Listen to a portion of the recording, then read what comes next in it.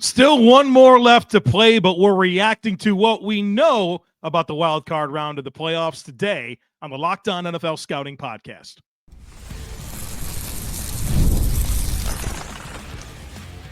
You are Locked On NFL Scouting with the Draft Dudes, your daily podcast for NFL and college football scouting. Part of the Locked On Podcast Network, your team every day. What's better than this? It's guys being dudes here on the Locked On NFL Scouting Podcast. We're the Draft Dudes. I'm Joe Marino from Locked On Bills. He's Kyle Crabbs from Locked On Dolphins. And we are your NFL experts here with you daily to talk team building across the league on the Locked On NFL Scouting Podcast with the Draft Dudes, part of the Locked On Podcast Network, your team every day. Want to issue a big thank you, shout out, and welcome to our everydayers. Those of you who never miss a single episode, we appreciate y'all being here very, very much. Today's episode is brought to you by FanDuel. You can start the season with a big return on FanDuel. New customers can place a $5 bet, and you'll get started with $200 in bonus bets if you win or lose your first $5 bet. Just visit FanDuel.com to get started. Happy Victory Monday for those who are celebrating. The list, unfortunately, getting shorter and shorter by the week for Victory Monday celebratory fan bases. Although I did do my best over 3013 new mock draft out, where it could be Victory Monday for everybody. So you get a player for your team. A little present for everybody. Still have everyone picking in the first round, which is super weird, right? Like every year you make mock drafts, you're like, okay, which team has which other team's first round pick? And so far, none. I think that's going to change, though. You think so? Yeah. Who's going to be available for one that's going to get moved? Okay, so receivers. Right.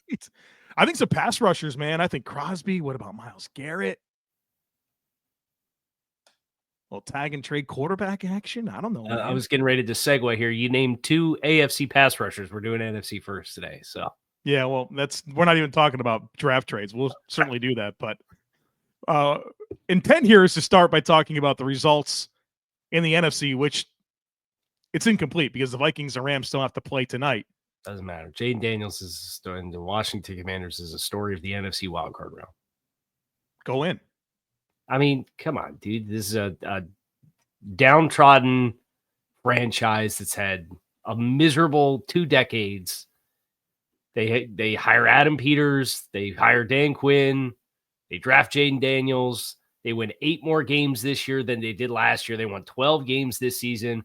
They go on the road. They play a Tampa team that hasn't given up more than like 60 rushing yards to an opponent since their bye week and going from 4-6 to 10-7 and winning the NFC South. And Tampa's the been here, done that team.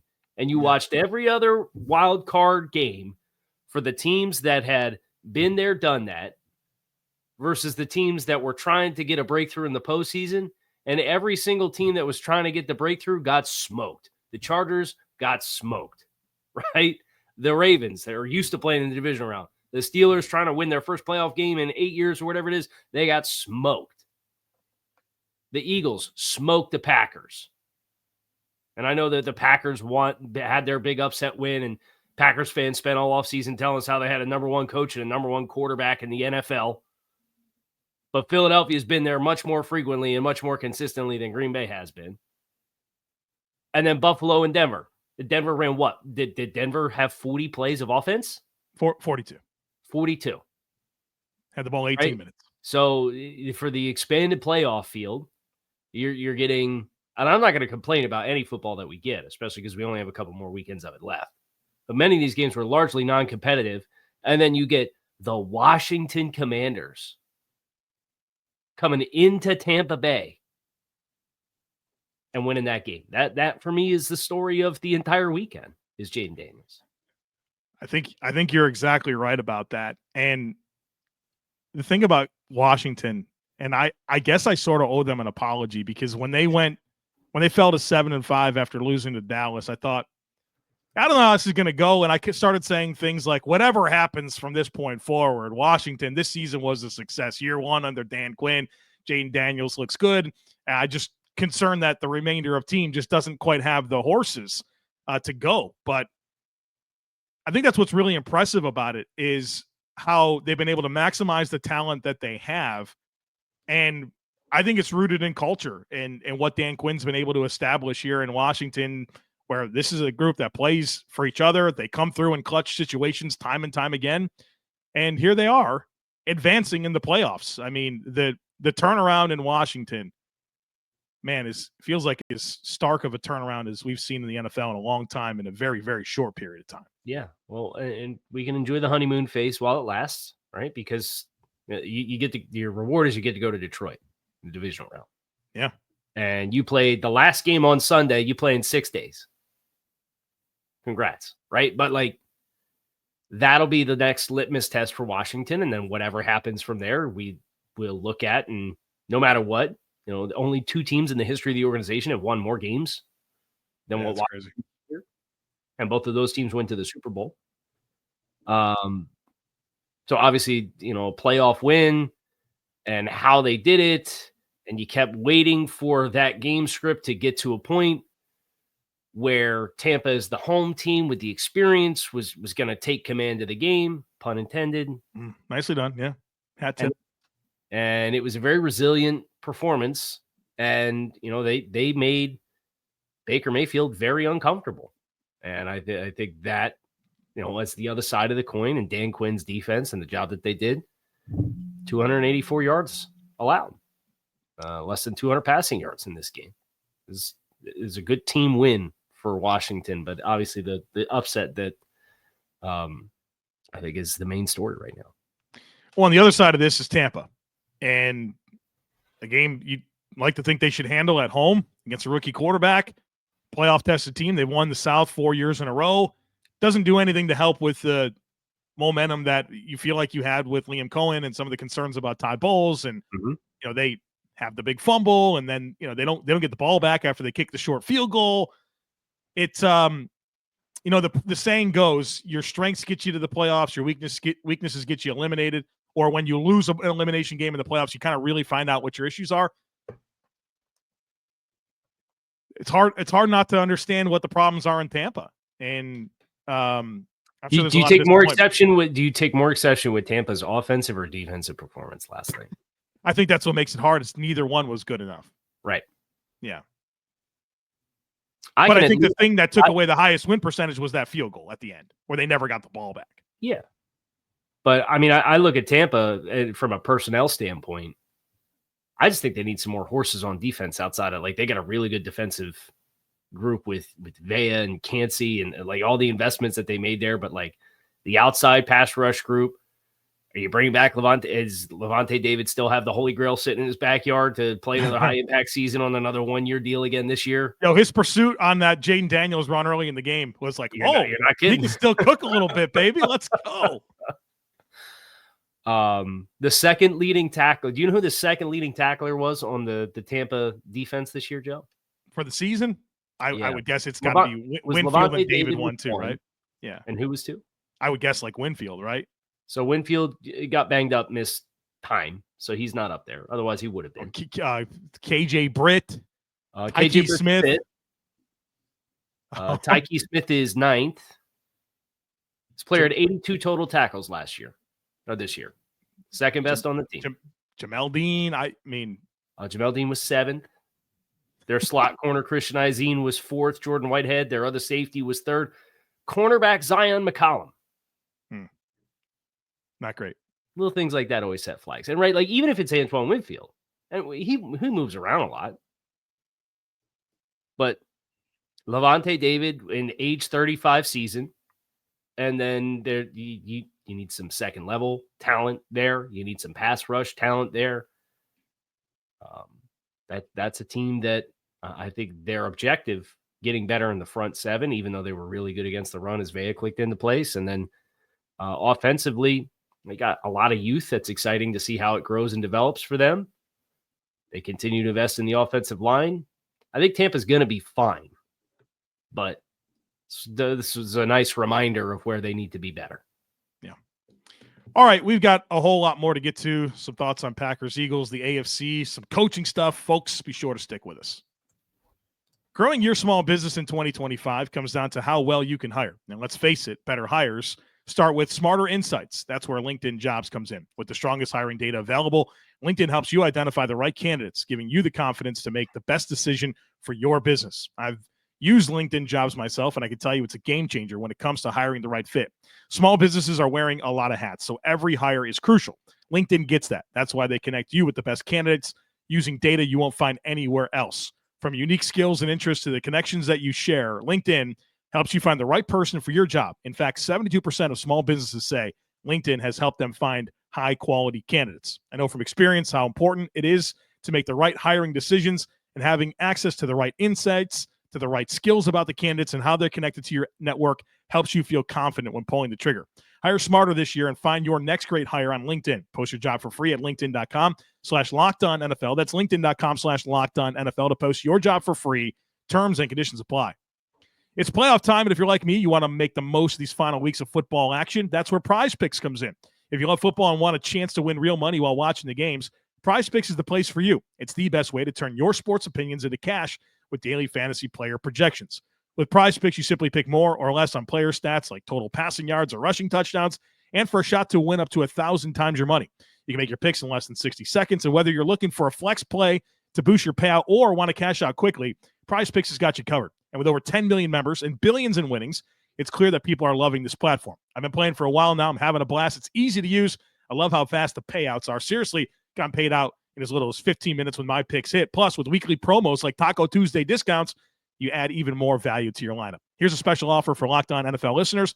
Download the app today. Use code Locked On NFL to get $50 instantly after you play your first $5 lineup. Again, download the app today. Use code Locked On NFL to get $50 instantly after you play your first $5 lineup. Prize Picks, run your game. All right. Eagles, Packers. Packers kind of with a how not to start a playoff game. Right.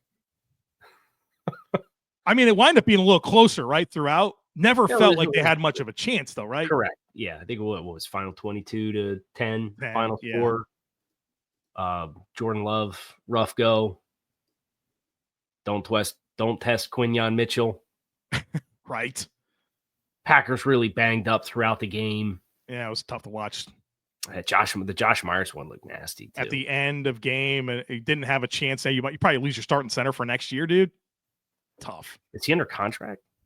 He might be in a contract year. And while you look, I mean, it's not like Jalen Hurts was. He certainly looked rusty. I think he's looked rusty for a while now, though. Expiring contract, Josh Myers. Man, that sucks. Yeah, he positioned himself for probably a nice deal as a starter. Yeah. I mean, John Runyon got $10 million per from the Giants. I think Myers is a better player than that. I mean, he obviously plays center, but yeah. I think he's a better center than Runyon is a guard. Game change here when the Dallas Goedert catch and run was the game changer. Oh, yeah, unbelievable. Demoralizer.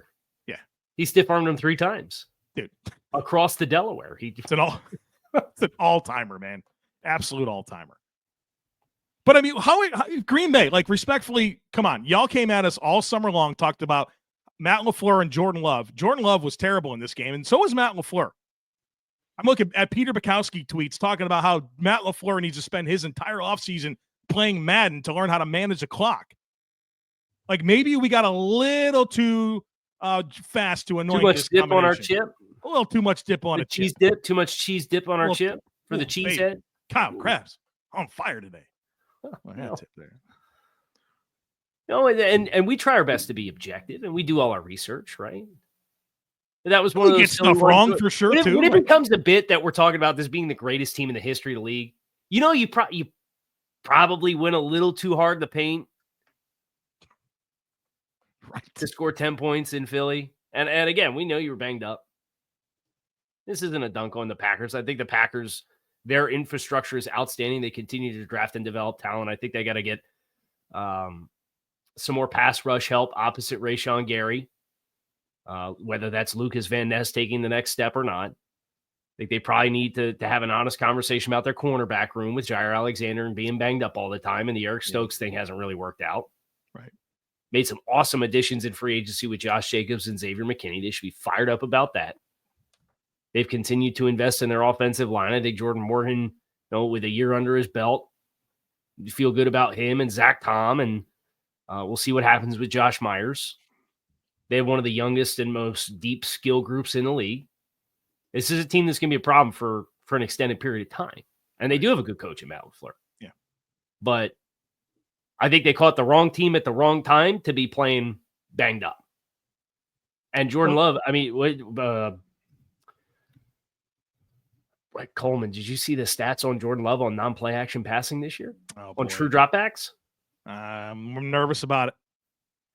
Jordan Love, this is from Brett Coleman 14 hours ago. Jordan Love's stats on true dropbacks this season, including the wild card game. These are non-play action, non-RPO, non-screen pass attempts. Just drop back and rip it. 57.7% completion, 15 touchdowns, 15 interceptions, 77.6 passer rate.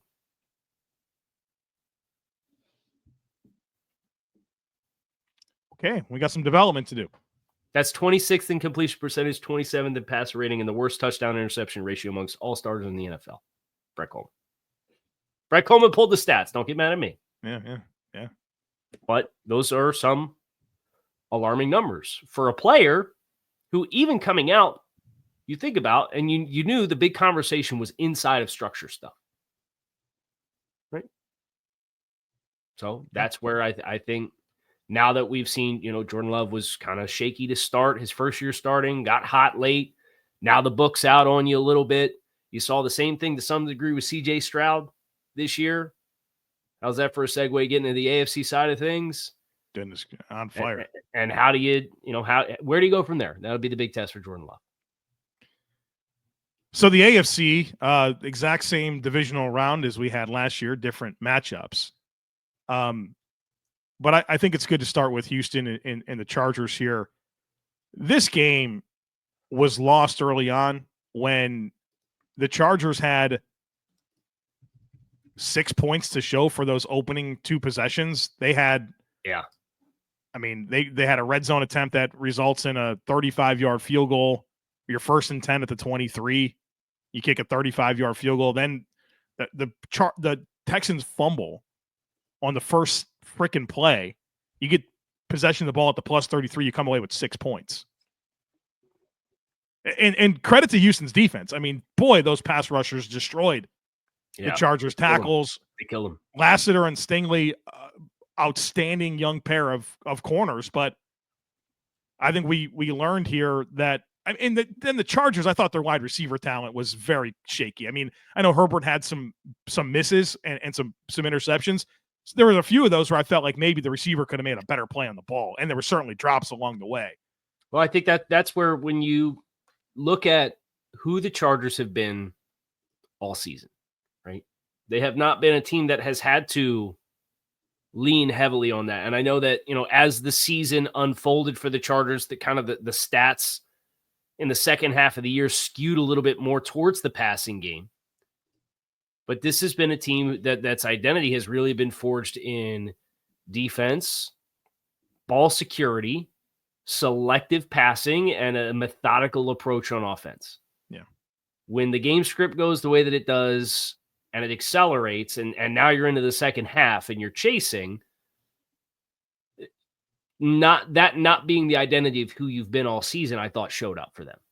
And that's how it leads to 4 turnovers, which the Chargers had 2, 4, 6, 7, 8, 9 turnovers in the entire regular season. They had 4 in the playoff game.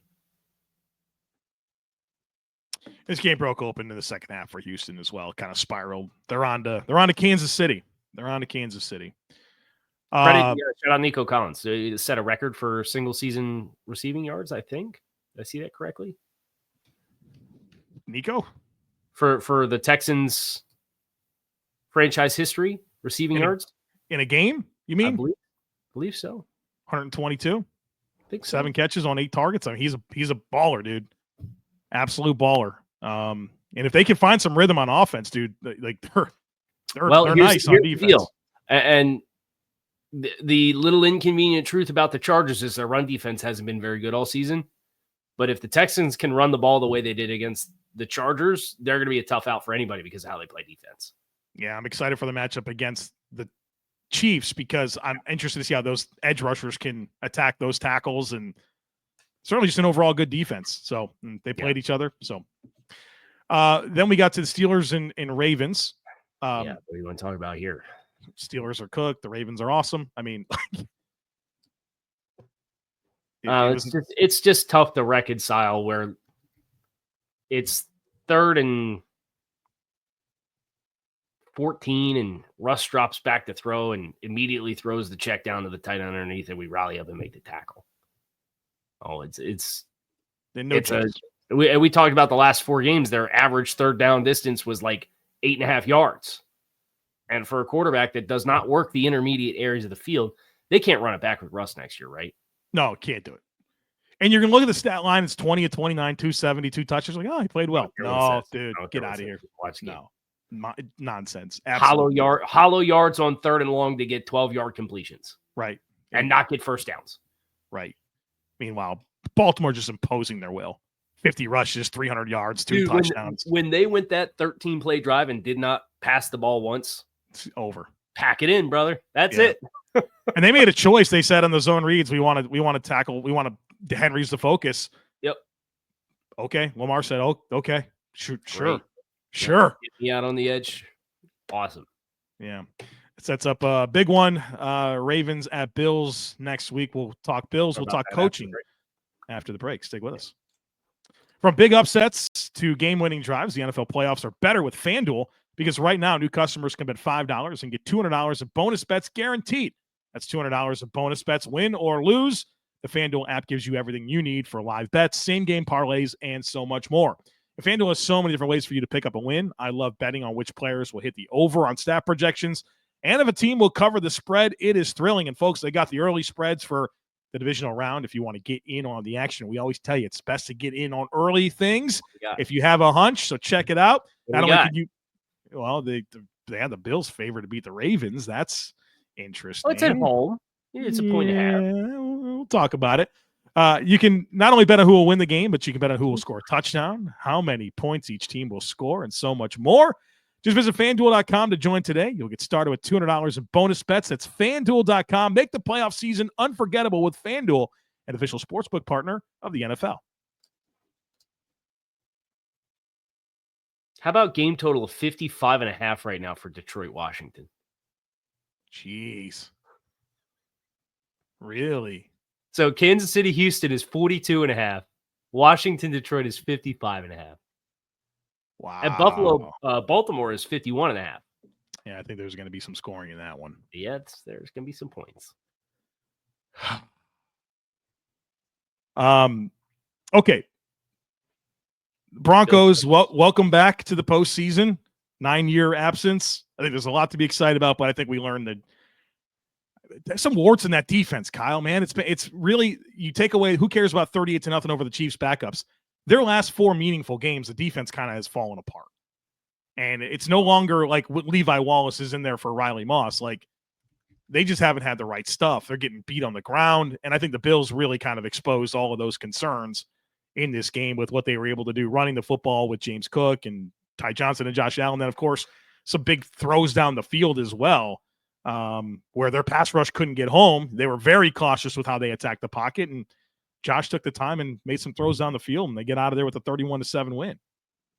Yeah, this game, and credit Denver for playing a script that kept it close through the first half. Yeah. And Sean Payton with his post-game or his halftime interview said, time of possession is going to be a big thing for us. Well, you didn't really do that. And as a result, this game got away from you in a big way where the Khalil Shakir breaking tackles, Josh Allen using his legs, James Cook running hard. Do you have an update on Ray Davis? Obviously, very scary hit in that game. Concussion protocol. That's all I've heard. Yeah. He didn't go to the hospital or anything, though? I don't think so. I haven't heard that. So okay. Sometimes when they get laid out like that, they want to take a extra look at him.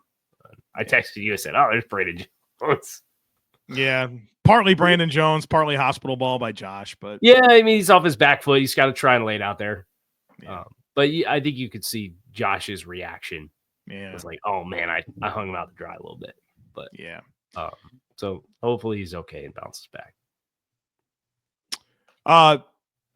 The Bills get to host Denver next week. I think in that game they showed a lot on defense. I don't know how much of that was a rookie quarterback and a game script, but I mean, they got off the field in ways that they hadn't been able to lately. Then maybe that's a good sign of things to come. And their vertical passing offense, Josh is 4 of 4 on deep throws for 140 yards and 2 touchdowns.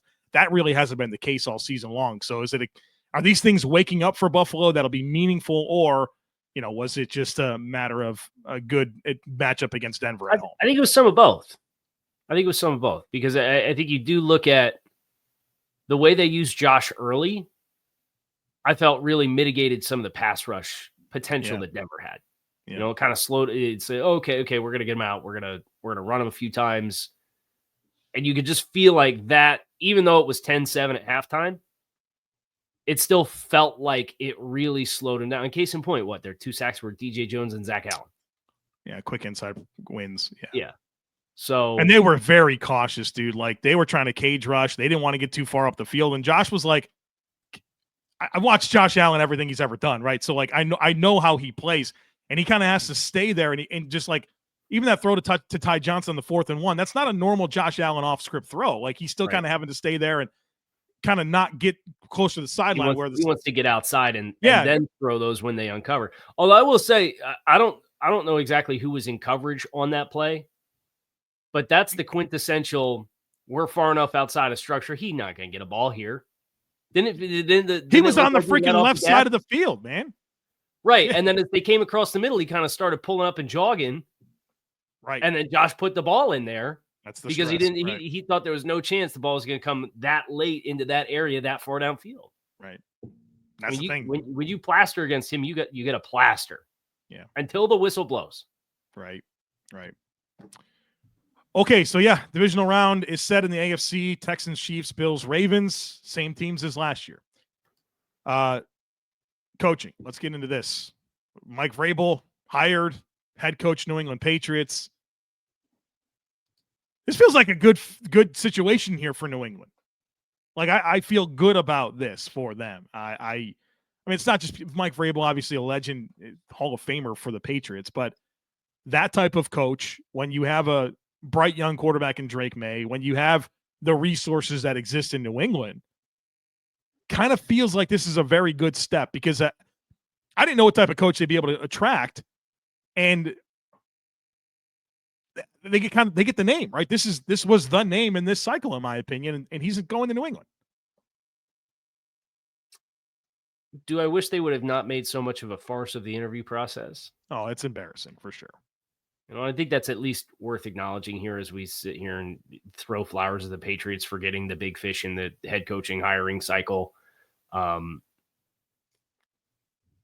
interview process, and I know there's a lot of different opinions from people of all different kinds of backgrounds about the Rooney Rule and the intention of the Rooney Rule versus the actual application of the Rooney Rule. But to go out and get 2 minority candidates that didn't even have coordinator jobs and probably would not have had coordinator jobs this past year, and coach in the NFL since fly him in and do the interviews on the same day to just knock it out so we can be first year on Mike Vrabel. Yeah. It's just it's a nasty feel, aside of the hire of Mike, which is a good culture fit and is obviously familiar with the Patriot way. And we'll see. I'd be willing to bet we get the whole gang back together. The Dolphins dismissed Wes Welker.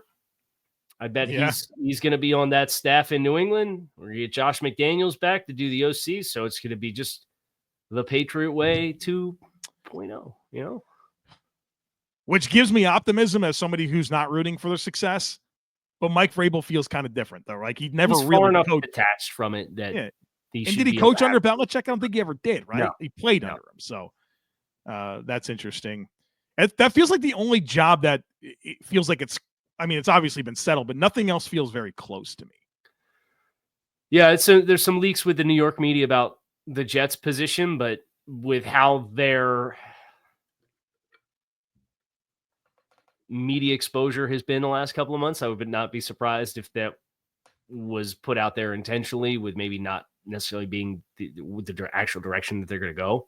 Yeah. Was it? I saw Connor Hughes had Brian Flores attached there. Feels like they're really gunning for Aaron Glenn. Be interesting to see where Glenn lands, because he feels like the next hot name. Right. Ben Johnson, it's more he's interviewing the teams Right. Teams are interviewing him. Right. Where Aaron Glenn kind of feels like the next like in demand guy. Yeah, and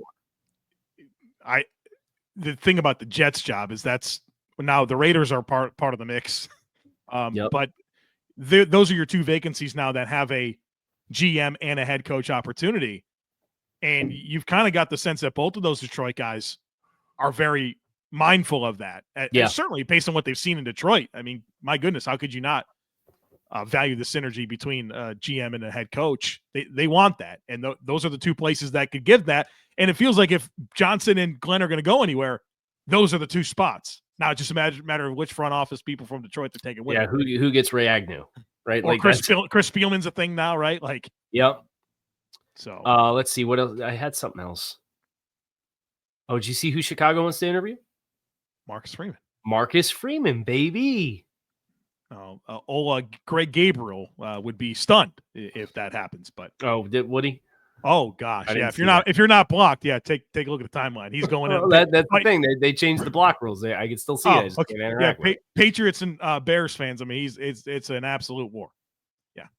Great. Well, so we'll see what else comes down the pipe. I would expect we'll probably get some news on some of these fronts this week, right? I mean, you kind of go through the process and do your due diligence and do your interviews, and the Jets are interviewing everybody, which I don't think it's a bad thing. I know people are fired up about it. Yeah, some people are like shell shocked by some of the names, but like that is just as much as anything else.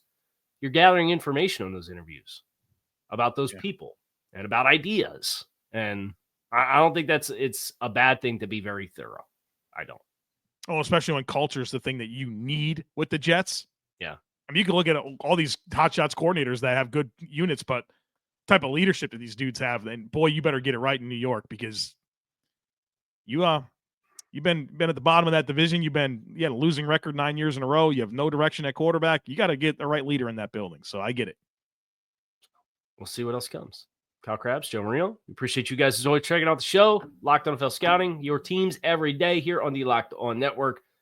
We got some team building stuff this week. We got some NFL draft stuff this week.